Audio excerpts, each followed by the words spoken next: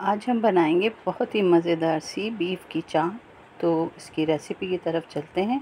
ये 1 kilo beef का गोश्त था जिसे मैंने लौंग और नमक डाल के बॉईल किया है और इसका रेशा किया है। और इसमें अब ये 1.5 इंच अदरक, 10 से 12 हरी मिर्चें और आधी मुट्ठी हरा धनिया, 1 टेबल स्पून गरम मसाला, 1 टेबल स्पून ज़ीरा, नमक और 2 टेबल स्पून लाल मिर्चें डलेंगी। हरा मसाला हम चॉप कर लेंगे, अदरक, धनिया और बाकी ये वाला मसाला जो मिर्चें, ज़ीरा, गरम मसाला इसको डालेंगे। और इसमें डलेगा घी आधी छटाक और दही डलेगा आधा पाव के करीब।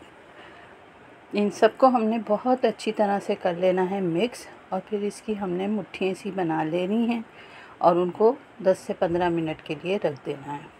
उसके बाद हम क्या करेंगे वो आपको अभी बताते हैं। ये देखें, इस तरह से दबा दबा के हमने इसकी मुट्ठियों को बना लेना है और इसको हमने ढक के तकरीबन 10 से 15 मिनट रख देना है। फिर हमने लेना बेसन, उसमें डालना है नमक, ज़ीरा और लाल मिर्चें और इसका एक बैटर सा बना के फिर हम इन चापों को इसमें डिप करके फ्राई करेंगे।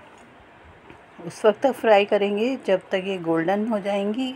इस तरह से अच्छा सा कलर आ जाएगा तो फिर इन्हें हम निकाल लेंगे।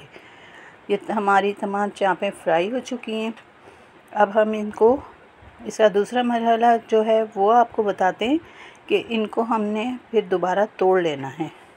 और इनको, ये देखें, सारी चापें जो हैं वो अब हम इनको इस तरह से तोड़ लेंगे और इनको हम फ्राई करेंगे प्याज टमाटर के साथ। तो हम डाल रहे हैं अब पैन में घी। ये घी में ही अच्छी बनती है, तो आप भी घी में बनाने की कोशिश कीजिएगा। इसमें आपने डाल देनी ये चापें। इनको अच्छी तरह से हमने घी में मिक्स करना है 1 से 2 मिनट, और उसके बाद हम इसके अंदर टमाटर और प्याज को डालेंगे। तो ये बहुत ही मज़े की बनेंगी।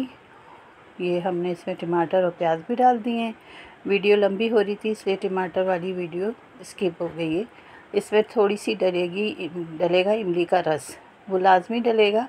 इमली का रस, टमाटर और प्याज, इसको अच्छी तरह से आपने 5 से 10 मिनट तक पका लेना है।